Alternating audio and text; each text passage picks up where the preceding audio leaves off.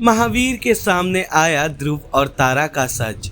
सालों बाद तारा और महावीर को मिली उनकी मां वापस।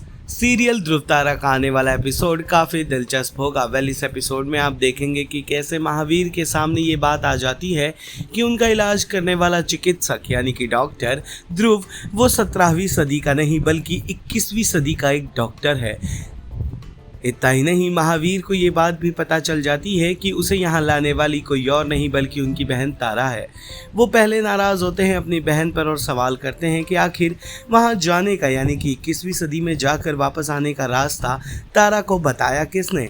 तभी आ जाती हैं तारा और महावीर की माँ वहाँ पर और बताती हैं कि उन्होंने ये रास्ता तारा को बताया था। कई सालों पहले वो भी इसी रास्ते गई थी और वापस आने के बाद उन्हें चरित्रहीन बताकर सलाखों के पीछे कर दिया गया था। उन्होंने अपने मुंह पर चुप्पी साध ली थी क्योंकि अगर वो ये बात बताती तो कोई उस पर यकीन नहीं करता।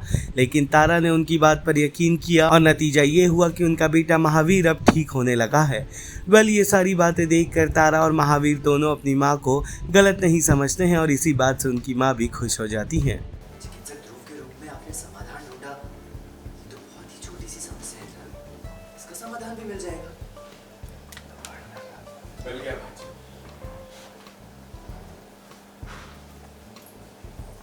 मैं वापस अपने राज्य जाकर नई बैटरी से कराऊंगा। नहीं डॉक्टर ध्रुव, इससे पहुंच चुकी मैं। आप अगर राज्य नहीं पहुंचे तो क्यों नहीं पहुंच पाएंगे ये? नहीं, राज्य जाने तक का मार्ग तो इन्हें ज्ञात ही होगा। मार्ग तो ज्ञात है भाई जी, परंतु मार्ग बहुत कठिन है, क्योंकि अनिष्ट हो सकता है। ये जहाँ से आए वो स्थान बहुत बहुत बहुत दूर है यहाँ से।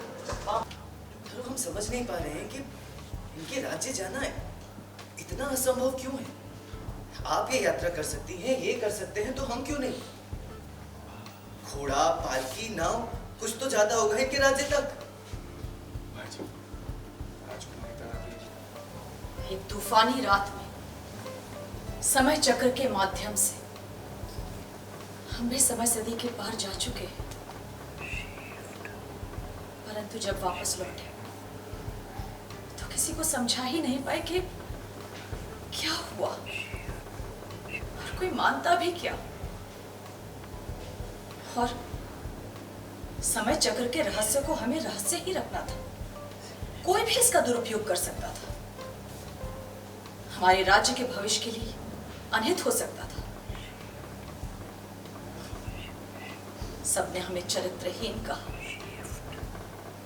हम मौन रहे और राजदंड स्वीकार कर लिया। किंतु हमें अभी भी विश्वास नहीं हो रहा। समय सदी की यात्रा, किंतु तारू आपको इस मार्ग के बारे में ज्ञात कैसे हुआ? हमसे। वो मार्ग नवरंग वन से होकर जाता है। हाँ?